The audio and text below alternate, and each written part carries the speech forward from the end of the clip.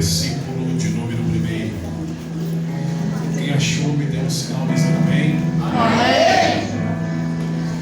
E no 3º ano do reinado de Jeoaquim, rei de Judá,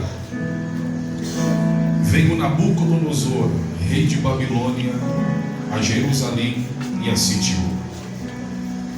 E o Senhor entregou nas mãos a Jeoaquim, rei de Judá, e uma boa parte dos vasos da casa de Deus.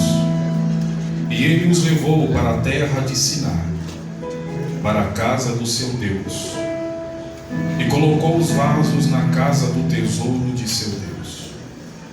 E disse o Senhor a Aspenaz, chefe dos eunucos, que trouxesse algum dos filhos de Israel, que fossem de linhagem real e fossem nobres, mancebos em que não houvesse defeito algum, formosos de aparência, instruídos em toda sabedoria e sábios em ciência, e entendidos do conhecimento, e que tivessem habilidade para viver no palácio do rei, a fim de que fossem ensinados nas letras e na língua dos caldeus.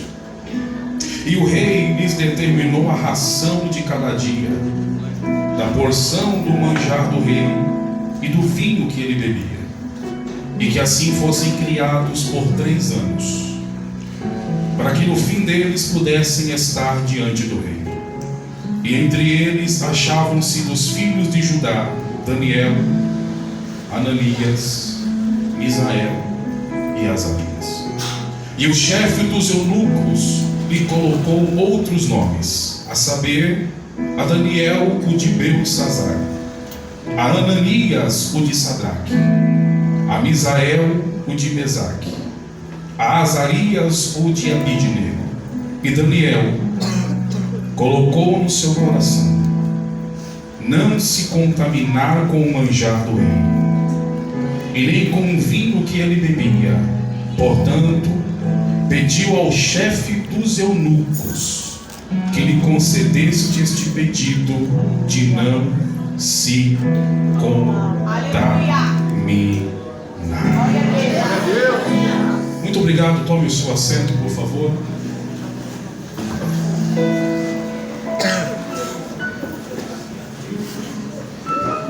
Meus queridos e amados irmãos, graças a Deus que por intermédio de Cristo, o seu Filho Jesus, nos concede a grata e a boa vitória de estarmos todos reunidos neste lugar, na presença de Deus, gozando e usufruindo da presença do bendito Espírito Santo.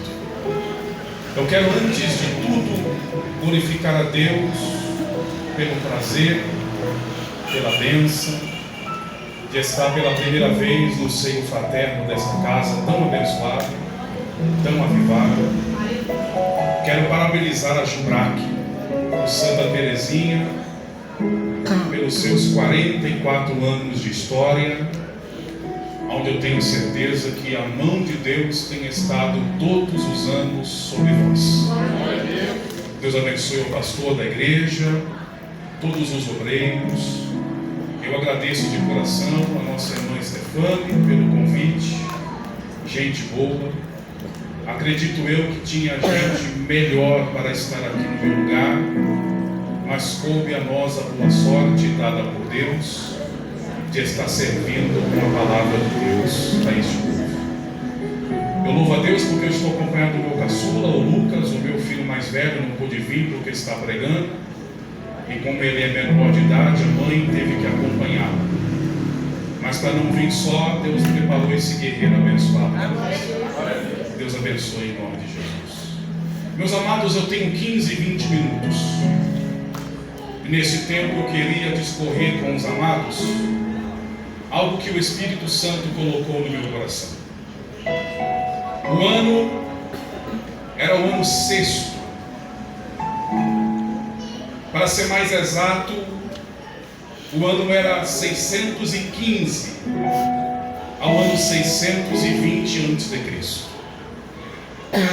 Neste período, havia duas nações, dois povos, que pegaram em armas e resolveram fazer guerra, a fim de disputar qual delas seria a maior potência dos seus dias. Essas duas nações eram a Síria e o Egito. A Síria era governada por um tirano, por um monarca, por um déspota, que atendia pelo nome de Assurbanipal. Em contrapartida, o Egito também possuía um monarca, um rei, que atendia pelo nome de Faraó Neco. Eles estavam já há 3 anos disputando qual seria o vencedor, quem seria o cabeça, qual deles seria a maior nação comercial, bélica e política dos seus dias. Não obstante ao espaço e ao tempo dos dias de Assíria e Egito, um homem que não pode passar desapercebido, ele aparece na história. Seu nome, Nabopolassar. Nabopolassar foi aquele que fundou a dinastia caldeia. Nesse tempo em que Neco e Assur estão brigando pelo trono da potência mundial, Nabopolassar morre. E quem vai assumir o trono, o legado de Nabopolassar, é o seu filho de 17 anos, que era chamado de Nabucodonosor. Por mais que esse jovem fosse de tenra idade, por mais que Nabucodonosor fosse juvenil, mas Nabucodonosor já se demonstrava ser um jovem de muitíssima e rara inteligência. Para você ter a ideia, com 15 anos de idade, ele se forma como mestrado em engenharia na faculdade das Babilônias. Foi ele que planejou, que arquitetou tudo aquilo que é engenhoso na Babilônia e que é reconhecido até os dias de hoje. Para você ter uma ideia, Nabucodonosor, ele planejou a construção, a ligação entre o rio Eufrates e o rio Tigres. Uma ligação que a sua extensão, ela tinha aproximadamente 43 quilômetros de distância. Nabucodonosor também mandou construir aquilo que nós conhecemos como as famosas muralhas da Babilônia. As muralhas da Babilônia tinham aproximadamente 102 metros de altura, 22 metros de largura e quase 80 quilômetros de extensão. Era praticamente uma muralha intransponível. Era quase impossível transpor as muralhas da Babilônia. Nabucodonosor também vai fazer aquilo que foi a sua obra-prima, que foi considerada uma das 7 maravilhas do mundo antigo, os famosos jardins suspensos da Babilônia. Nabucodonosor assume o trono agora. Depois ele colocar em prática tudo aquilo que o seu coração engenhoso sonhou.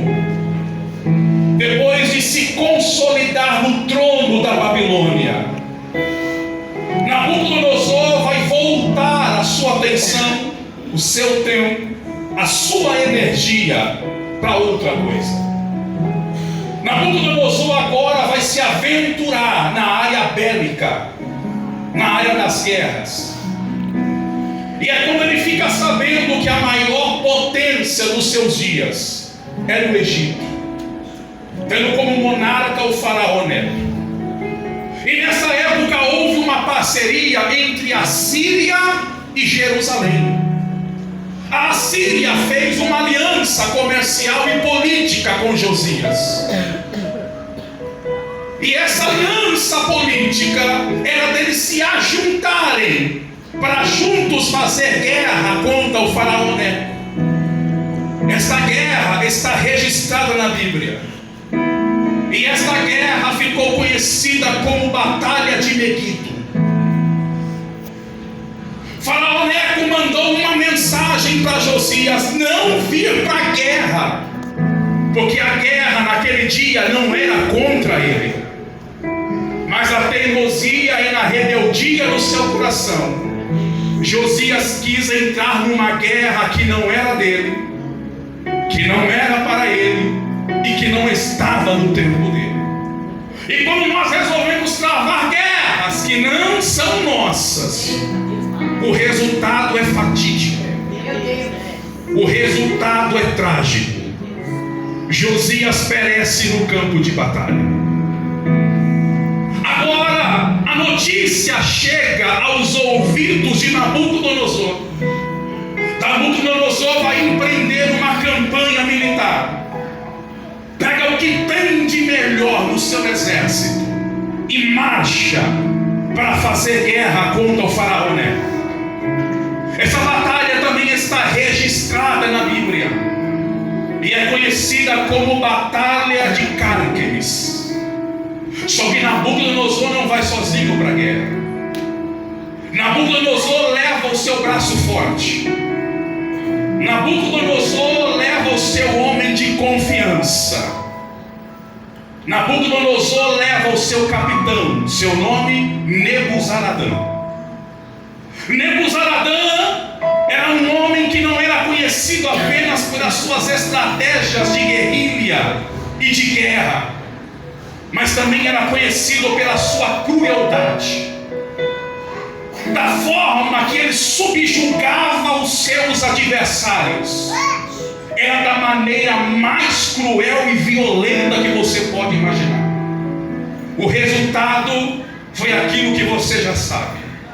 Nabucodonosor vence faraó Neco, subjuga o Egito e passa a ser a nação predominante nos seus dias. A Babilônia agora é a maior potência dos seus dias. Essa dinastia de Nabucodonosor, ela demorou cerca de 75 anos. É 75 anos que quem manda é a Babilônia, quem aparece é a Babilônia, quem faz é a Babilônia, quem deixa de fazer é a Babilônia. Nabucodonosor regressa para a Babilônia, reúne os seus conselheiros e a sua diretoria, e chega algumas informações importantes ao caráter de um povo, o povo de Israel. Nabucodonosor fica curioso ao respeito deste povo, da fé deste povo, da liturgia deste povo, da religião deste povo e, acima de tudo, do Deus que este povo servia. E Nabucodonosor fica sabendo que antes de vencer o faraó Neco, Jerusalém pagava tributo para o Egito. E naqueles dias havia uma lei de despojo, havia uma lei de espólios, que implicava em dizer que se você vencesse o adversário, tudo aquilo que era dele por direito passava a ser seu. Então, já que Jerusalém pertencia ao faraó Neco e Nabucodonosor o venceu no campo de batalha, isso quer dizer que agora Jerusalém por direito pertence à Babilônia, pertence a Nabucodonosor.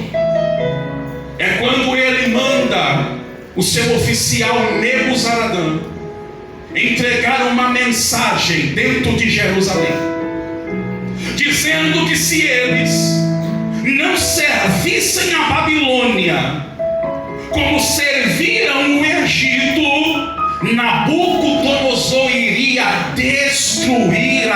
naquela cidade.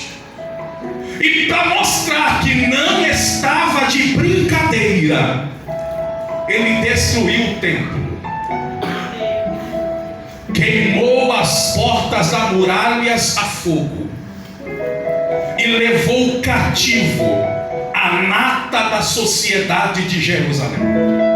Entre eles, magistrados, juízes, políticos e príncipes.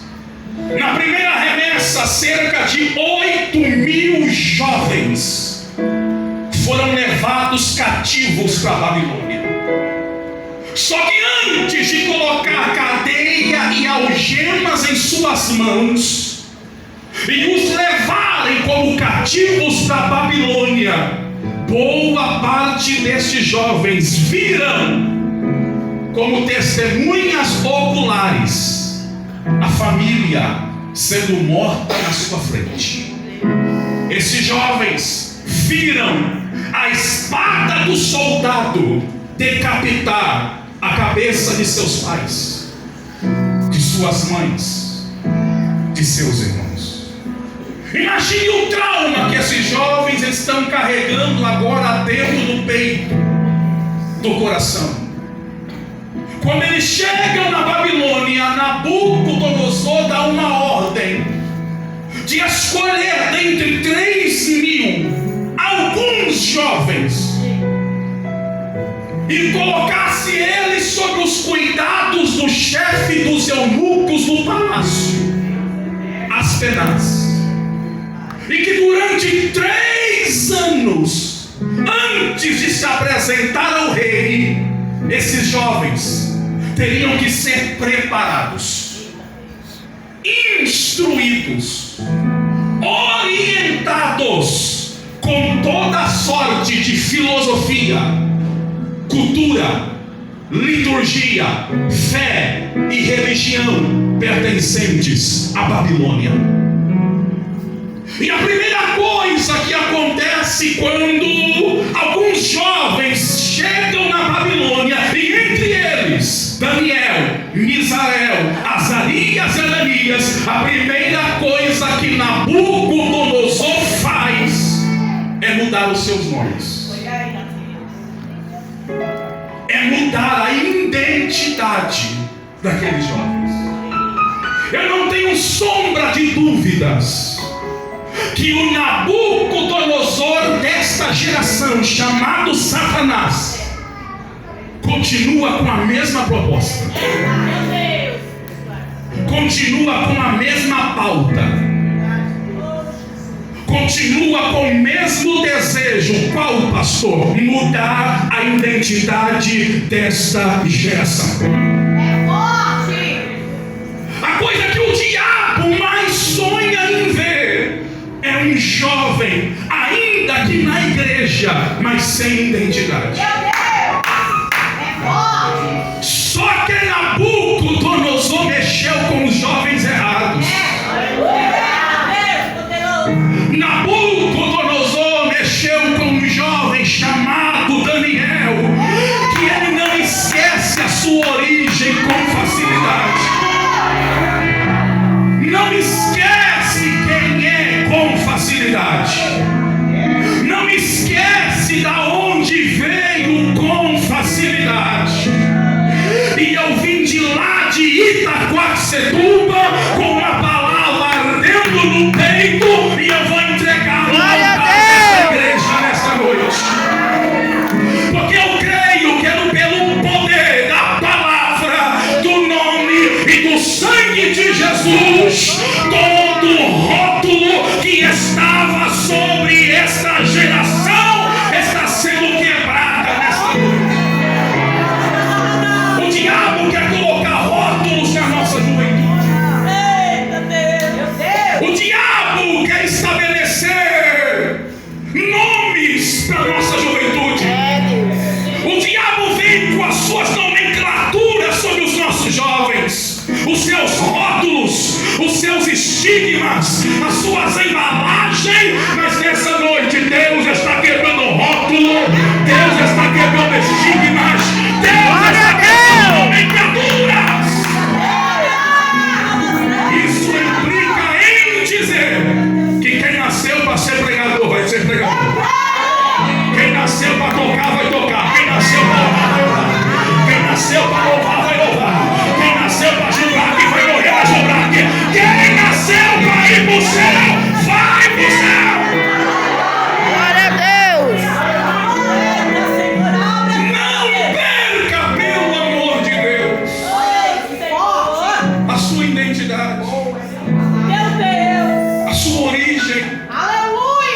quem você é, por quem você foi comprado, quem te resgatou. Aleluia! Muda o nome. A segunda coisa, 3 anos, faça-os estudar toda cultura caldeia, porque se eles aprenderem a cultura da Babilônia, vai chegar uma hora que eles vão esquecer a cultura de Jerusalém. Meu Deus! Só que novamente Nabucodonosor esqueceu que mexeu com os jovens. Olha aí! Meu Deus! Daniel viu a glória de Jerusalém. Aleluia! Daniel pisou no lugar santo. Daniel viu o candeeiro acender. Daniel viu, aleluia, o altar do holocausto, do sacrifício, o fogo ainda pegando e ardendo. Como esquecer dessas coisas? Como esquecer coisas gloriosas como esta? Essas coisas estão inseridas em nossa memória. Essas coisas estão impregnadas, enxertadas dentro de nós. Não dá para esquecer. Não há luta, não há prova, não há perseguição, não há calúnia, não há macumba, não há inveja, não há inferno, não há demônio que arranque isso de dentro da gente. Como esquecer uma vermelha pingo pelo meio? Como esquecer Deus fazendo nuvem virar padaria e fazer chover pão embaixo? Como esquecer um gigante caindo com uma pedrada na testa de um garoto? Como esquecer essas coisas? Como deixar esse tipo de coisa ir embora? E aos poucos, Nabucodonosor, com a sua comitiva, com as suas estratégias, com seus ardis, com as suas tentativas, tenta de todos os meios possíveis corromper Misael, Azarias, Ananias e Daniel. Por que apenas os 4 ganham destaque aqui no texto? É óbvio, porque nos 3.000 que foram, todos se ajoelharam diante da cultura da Babilônia. E isso não é de me causar estranheza, porque Deus, quando quer contar, Deus não conta com a maioria. Deus, quando quer levantar, Deus não levanta a maioria. Deus, quando quer fazer alguma coisa, Ele sempre conta com a minoria, mas é uma minoria fiel, é remanescente na presença de Deus. Como não se deixar levar por esse sistema? Isso daqui, meus irmãos, a Babilônia não é apenas algo geográfico. Babilônia não é mais um distrito, um povo, uma nação. Babilônia, profeticamente, teologicamente, exegeticamente, a Babilônia é um sistema mundano, é um sistema diabólico. Porque o capítulo 17, 18 e 19 do Apocalipse, você vai ver o que é a Babilônia. João diz que é um covil de demônios. João diz que é um sistema que existe apenas para cumprir a vontade do seu Senhor. E quem é o Senhor desse sistema? O diabo. Olha para o contexto dos nossos dias hoje. Os valores estão pervertidos. A sociedade está corrompida. Os valores estão alterados, mudados. O que outrora era errado, hoje passou a ser certo. O que há 30, 40 anos se fazia por coerência, ética e devoção a Deus, hoje se faz de maneira escancarada e escandalosa. Eu comecei a pregar no ano de 1985, quase 40 anos atrás. Sabe como era a nossa juventude naquela época? Era uma juventude casta. Era uma juventude pia. Olha aí. Havia alguns exageros? Havia. Mas eram exageros que deixava claro, evidente, que ainda havia santidade no seio da igreja. Hoje você canta com piercing. Hoje você canta com brinco na orelha. Hoje você chega no culto com a barriguinha de fora. Hoje você pega um na segunda, pega outro na terça, pega outro na quarta, pega outro na quinta. E tá tudo certo. Porque a cultura babilônica, ela te convenceu que está certo.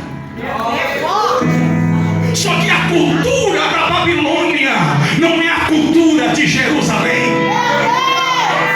A cultura da Babilônia diz: venha como estáis e permaneça como estáis. Mas a cultura de Jerusalém não. A cultura de Jerusalém diz: e conhecereis a verdade, e a verdade vos libertará.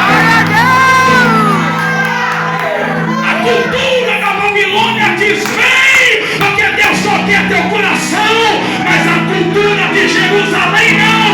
A cultura de Jerusalém diz: se vós estiverdes em mim e as minhas palavras estiverem em vós.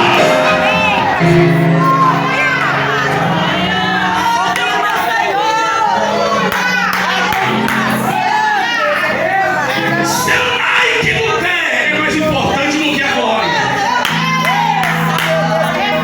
Sua camisa da Lacoste e da Adidas é mais importante que orar. Seu iPhone é mais importante do que o jejum e a consagração.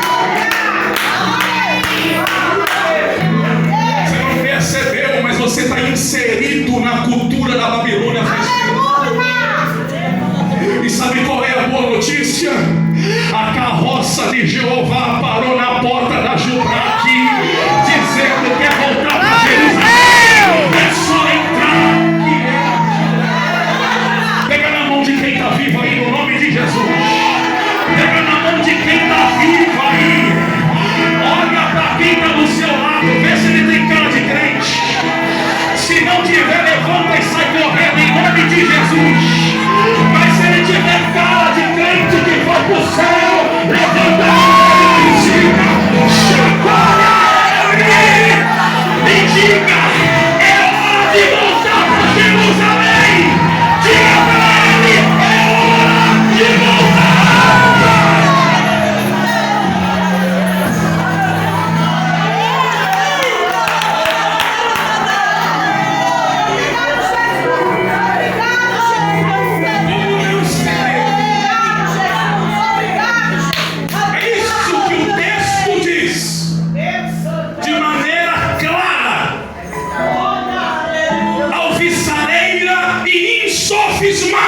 Daniel diz: eu não vou me contaminar.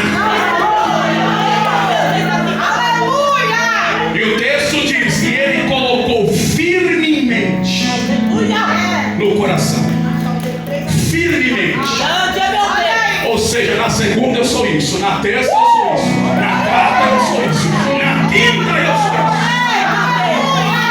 Porque me parece, meus irmãos, que estamos vivendo a geração da Arca de Noé. Quem não lembra? Todos os dias a Bíblia diz que o corvo saía de manhã e só voltava à noite para dentro da arca. Corvo numa maneira gentil de dizer, mas era urubu, abutre. O que um abutre, o que um urubu gosta de comer? Carnes. O que mais tinha do lado de fora da arca? carnes. Só que aí ele saía de manhã, ficava comendo carniça o dia todo, e quando era noite ele queria voltar para dentro da arca.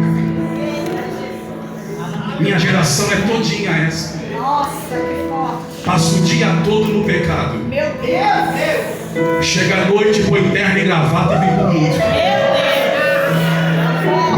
Passa o dia todo na carniça do Wi-Fi, do iPhone, do Facebook, do Instagram, da pornografia, e chega no culto, pega no microfone e canta como se nada tivesse acontecido.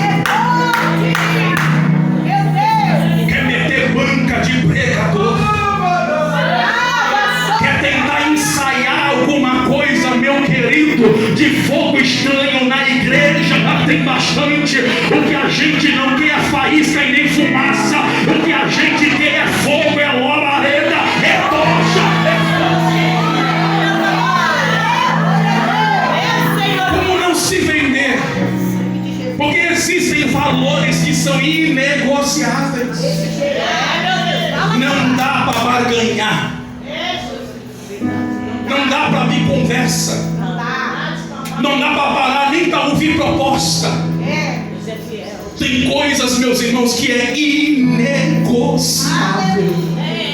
E no meio de uma geração que já foi vencida pelo sistema, pela cultura da Babilônia, Deus ainda conta com seus Daniéis. Deus ainda conta com seus remanescentes. Deus ainda conta com seus crentes fiéis. Deus ainda conta com aquele que é sal e é luz do mundo. Deus ainda conta com aqueles que são luzeiros sobre este mundo de trevas. Eu tenho aqui 3 segredos de como não negociar valores. Não sei se dá tempo. A primeira coisa que Deus espera de um jovem que não negocia caráter, salvação. Sabe o que Deus espera achar em você, em mim, em nós? Relacionamento. Aleluia! E não é qualquer tipo de relacionamento. Não é um relacionamento corriqueiro.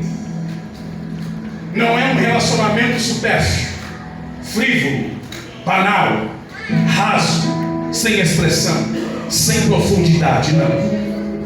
Quando eu falo de relacionamento, eu estou falando de relacionamento sério, profícuo, profundo, verdadeiro, diante de Deus.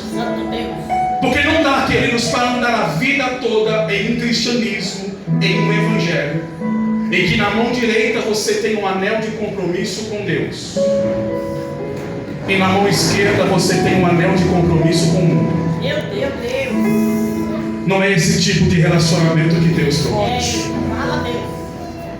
Não é esse tipo de relacionamento que Deus está atrás. O Espírito Santo está à procura de corações disponíveis a Ele. A glória de Deus está à procura de corações que estão acessíveis a Ele. O Espírito Santo procura templos e moradas. O Espírito Santo procura altares aonde Ele possa repousar. O Deus do Pentecoste procura altares a qual Ele pode acender uma fogueira, a qual ninguém pode apagar. Quando eu falo de relacionamento, eu quero dizer que relacionamento, comunhão e intimidade com Deus estão intrinsecamente ligados a ponto de estarem na mesma prateleira. Porque relacionamento, comunhão e intimidade é a mesma coisa. E quando você olha as seletivas páginas da Bíblia, sabe o que você percebe? Que Deus sempre foi um Deus de relacionamento. Aleluia! O bondoso coração de Deus, a intenção do amoroso coração de Deus é esta: foi sempre procurar alguém a qual Ele pudesse se relacionar de maneira ímpar, singular, intrínseca. Quero levar você até os dias do Éden. Lembra de Adão e Eva? Leia os 3 primeiros capítulos do Bereshit, do Gênesis. Em nenhum momento você vai ver Adão ou Eva orando, adorando ou fazendo culto. Sabe por quê? Porque não havia queda, não havia pecado. Oração, culto e adoração só passaram a existir depois da queda. Porque depois da queda, hoje, o único meio de relacionar-se com Deus é na oração, é na adoração e é no culto. Pastor, não entendi. Então como é que Adão se relacionava com Deus? Simples. Não era Adão que ia até Deus. Era Deus que todos os dias ia fazer uma visita para Deus. Se fosse nos dias de hoje um linguajar simples igual o nosso, era Deus descendo no meio do jardim, apertando a campainha, Adão correndo para atender, e Deus no portão dizendo: Adão, prepara o chá e a bolacha, porque hoje eu vim bater papo.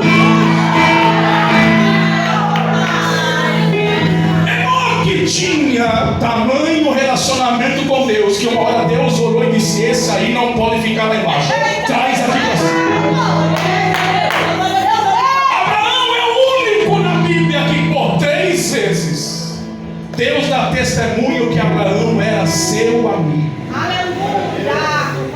Sem falar de Moisés. Meu Deus. Nunca houve homem na Bíblia, naquilo que tange relacionamento com Deus, que alcançasse o patamar de Moisés.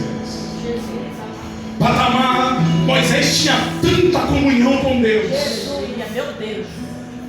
tinha tanto relacionamento com Deus, que um dia Arão e Miriam resolveu fazer uma reunião. Só que esqueceram de chamar um pastor. Olha aí. E reunião que o obreiro faz, que o pastor não é chamado, nós já sabemos o que vai dar. Reunião. Então falando mal de Moisés. Porém, Moisés não está. Olha aí. Mas Deus está. Deus está vendo. E Deus não gostou da conversa. Jesus. Deus desceu no meio do arraial e disse: Arão e Miriam, vem cá. Meu Deus. Eita. Jesus. Vasculha o arraial todinho. E se vocês acharem um profeta, traz ele para mim. E eu, o Senhor, vou falar com ele por sonhos e por visões. Mas como meu servo Moisés é diferente. Quando eu tenho alguma coisa para falar com Moisés, eu falo com ele face a face. Glória a Deus. Como um amigo fala com seu. Amém. Obrigado. Desculpa, talvez no final, quando eu entregar o microfone, dificilmente você vai estar em êxtase no chão, pulando, gritando, saltando, sapateando, porque eu sou pregador bíblico. Eu acostumei a dar aula, discipulado, a minha pegada é essa. Glória a Deus. E como eu dou muita aula, muita escola bíblica, um dia desse eu falei sobre essa temática, relacionamento. E tinha um jovem lá que aparentemente gostou do que eu vi. Me procurou depois do sermão e disse: pastor, gostei do que o Senhor falou. Falei: que bom, obrigado. E eu ouvi tudo que o Senhor disse. E é o seguinte: a partir de hoje, meu relacionamento com Deus vai melhorar. Eu falei: me diga como você vai começar então. Ele: simples, pastor. Vou começar a frequentar mais os cultos. Aleluia. Eu olhei para ele e disse: filho, com todo respeito, está começando errado. Ele fez essa mesma cara que você fez agora. Por quê, pastor? Porque relacionamento com Deus não se define com frequência de culto. Não é porque você vai uma, 2, 3, 4, 5 vezes na semana no culto que isso quer dizer que você tem relacionamento com Deus. É possível, escute-me, eu nascer na igreja, crescer na igreja, cantar nos cordeirinhos da igreja, virar pré-adolescente na igreja, virar adolescente na igreja, ir para a juventude da igreja, depois para a mocidade da igreja, cantar na igreja, orar na igreja, liderar na igreja, pregar na igreja, fazer obras na igreja. É possível eu começar a paquerar na igreja, namorar na igreja, noivar na igreja, casar na igreja, construir um lar na igreja, ter filhos na igreja, meus filhos crescer na igreja, eu ficar velhinho na igreja, eu ter netos na igreja, eu ver os meus netos crescer na igreja, eu ficar doente na igreja, morrer na igreja, ser velado na igreja, ser sepultado na igreja, e mesmo assim correr o risco de ir para o inferno. Te pergunto, e você é inteligente, se eu dormir a noite toda numa garagem, eu viro um carro? Não.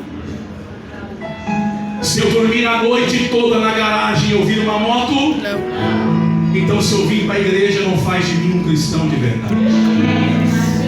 Sabe o que faz de mim um cristão de verdade? Relacionamento.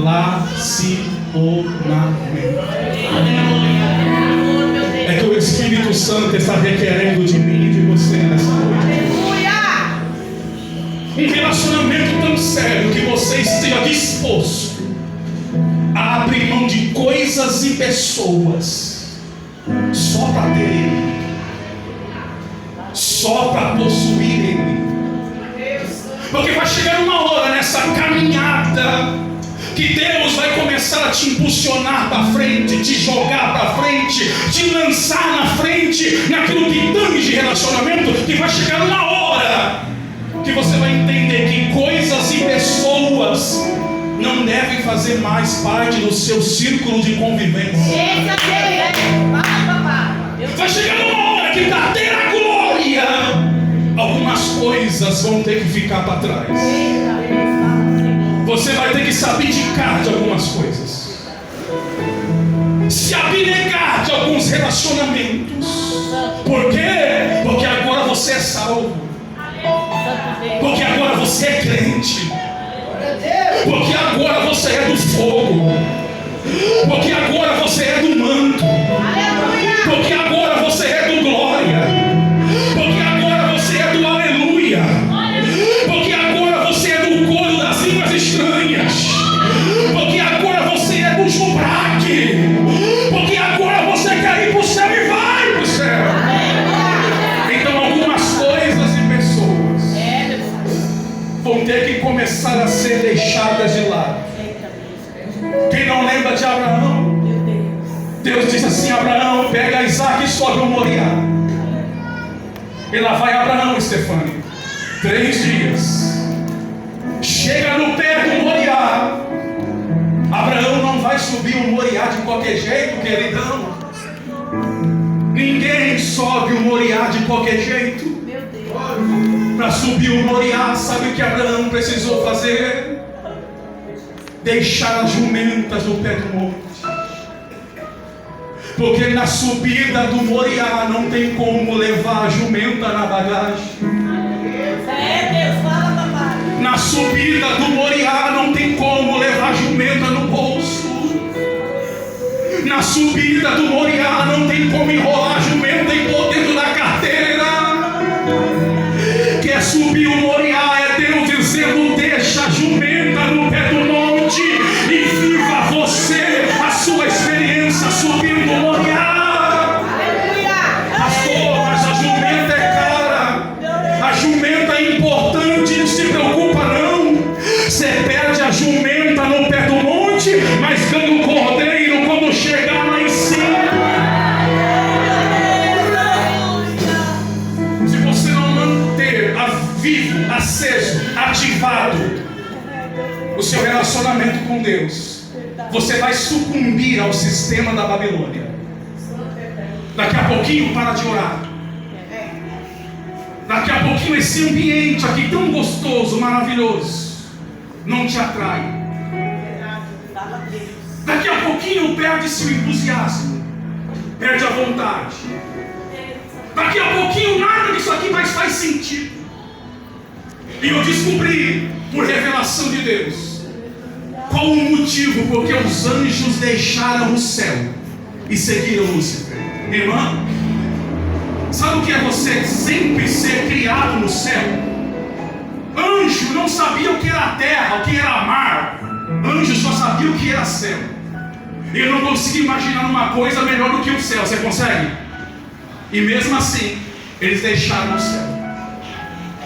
A pergunta que eu fiz muitos anos foi: qual o argumento que o diabo usou a ponto de convencer os anjos a saírem do céu? Qual o argumento? O que ele disse? O que ele falou? E a resposta é simples. A resposta está no nosso meio nos dias de hoje. Não que tinha, não que havia, mas o diabo começou a convencer os anjos que tinha defeito no céu. É isso que o diabo faz até hoje para tirar crente da igreja. Meu Deus. Ele começa a mostrar para você o defeito do pastor, Meu Deus, olha o aí. defeito da mulher do pastor, o defeito da família do pastor. Fala Deus. Aí quando não te convence, ele mostra o defeito do cantor, do tocador,